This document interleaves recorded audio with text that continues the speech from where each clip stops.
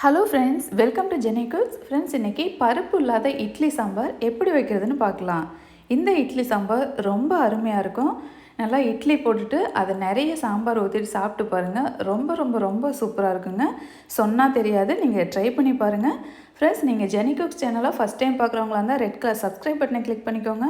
பக்கத்தில் இருக்கிற பெல் ஐக்கானை கிளிக் பண்ணிவிட்டு ஆல் ஆப்ஷனையும் கிளிக் பண்ணிக்கோங்க. இப்போ வாங்க அந்த பருப்பு இல்லாத இட்லி சாம்பார் எப்படி செய்யுதுன்னு பார்க்கலாம். ஒரு குக்கர் அடுப்பில் வச்சுக்கோங்க. அதில் 50 ml ஆயில் சேர்த்துக்கோங்க. ஆயில் நல்லா சூடாகட்டும். ஆயில் சூடானோடனே ஒரு 1/4 டீஸ்பூன் அளவுக்கு கடுகு சேர்த்துக்கோங்க. 1/4 டீஸ்பூனோட கம்மியாக வெந்தயம் சேர்த்துக்கோங்க. 1/2 டீஸ்பூன் அளவுக்கு சீரகம் சேர்த்துக்கோங்க. சீரகம்லாம் நல்லா பொரியட்டும். அதுக்கப்புறமா ஒரு கொத்து கருவேப்பிலை சேர்த்துட்டு அந்த கருவேப்பிலை நல்லா பொரியணும். அப்போ தான் இந்த குழம்புக்கு நல்ல ஒரு ஃப்ளேவர் கிடைக்கும்.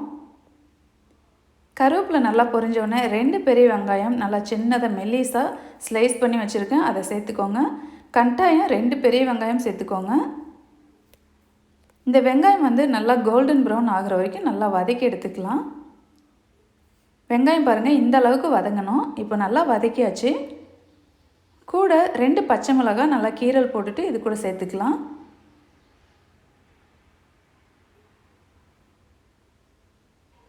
பச்சை மிளகா சேர்த்துட்டு லைட்டாக கிளறி கொடுத்துக்கோங்க.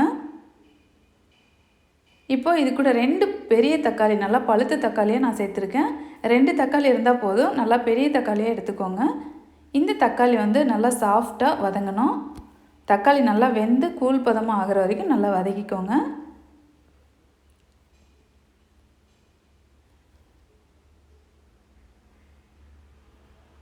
தக்காளி நல்லா வதங்கினா தான் இந்த குழம்புக்கு ஒரு நல்ல டேஸ்ட்டு கிடைக்கும். இப்போ தக்காளி வதங்கிடுச்சு. இப்போ மசாலா பொருட்கள்லாம் ஆட் பண்ணிக்கலாம். நான் ஒரு 1/2 டீஸ்பூன் அளவுக்கு மட்டும் மிளகாத்தூள் எடுத்திருக்கேன். 1 டீஸ்பூன் அளவுக்கு கொத்தமல்லி தூள் எடுத்திருக்கேன். 1/4 டீஸ்பூனோட கம்மியாக மஞ்சள் தூள் எடுத்திருக்கேன். சாம்பார் தூள் 1 டீஸ்பூன் அளவுக்கு எடுத்துக்கோங்க. மசாலா பொருள் இந்த அளவு சேர்த்தா போதும். இதெல்லாம் பச்சை வாசனை போகிற அளவுக்கு கிளறி கொடுத்துக்கோங்க. ஒரு 30 செகண்டு, ஒரு 15 செகண்டுக்குள்ளேயே நல்லா அந்த பச்சை வாசனை போயிடும்.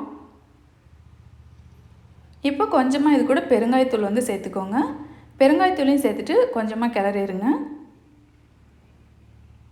அவ்வளோதான், மசாலாலாம் பச்சை வாசனை போயிடுச்சு. பாருங்கள், நல்லா எண்ணெய் பிரிஞ்சு வந்திருக்கு. இந்த சமயத்தில் நம்ம தண்ணி சேர்த்துக்கலாம்.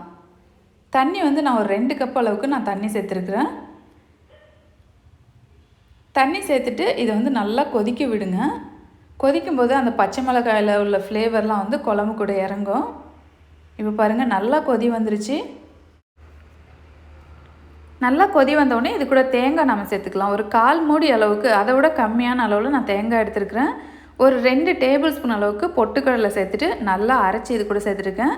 அம்மியில் தான் அரைச்சிருக்கேன். நீங்கள் வேணால் மிக்சியில் போட்டு கூட நீங்கள் அரைச்சி இது கூட சேர்த்துக்கலாம். சேர்த்துட்டு இது கூட குழம்பு கூட சேர்த்துக்கோங்க. குழம்பு ரொம்ப திக்காக இருந்ததுன்னா கொஞ்சமாக தண்ணி இது கூட சேர்த்துக்கலாம். உப்பு நம்ம என்ன சேர்க்கல. இதுக்கு தேவையான அளவு உப்பு கடைசியாக சேர்த்துக்கோங்க. சேர்த்துட்டு இதை ஒரு 2 கொதி விட்டுட்டு ஸ்டவ் ஆஃப் பண்ணிக்கலாம். இப்போ பாருங்கள், நல்லா கொதிச்சிருச்சு. சுவையான இட்லி சாம்பார் நல்லா கமகமன்னு தயாராகிடுச்சுங்க. இப்போ நம்ம ஸ்டவ் ஆஃப் பண்ணிக்கலாம். உப்புலாம் நல்லா செக் பண்ணிக்கோங்க. நல்லா கொதித்தோடனே கொஞ்சம் நல்லா திக்னஸ் ஆயிரும் குழம்பு. தண்ணி அளவாக சேர்த்துக்கோங்க. ஸ்டவ் ஆஃப் பண்ணதுக்கப்புறமா ஒரு கொத்து மல்லி இலை எடுத்துகிட்டு நல்லா கிள்ளி இது கூட சேர்த்துக்கலாம் கடைசியாக. ஃப்ரெண்ட்ஸ், சூப்பரான பருப்பு இல்லாத இட்லி சாம்பார் தயாராகிடுச்சு. பிளேட்டில் இட்லி போட்டுட்டு அதை நிறைய இந்த இட்லி சாம்பார் ஊற்றிட்டு நீங்கள் சாப்பிட்டு பாருங்கள். ரொம்ப அருமையாக இருக்கும். இந்த இட்லி சாம்பார் ரெசிபி உங்களுக்கு பிடிச்சிருந்தா அதுக்கு ஒரு லைக் கொடுங்க. உங்கள் ஃப்ரெண்ட்ஸ் அண்ட் ஃபேமிலி கூட ஷேர் பண்ணுங்கள். தேங்க்யூ.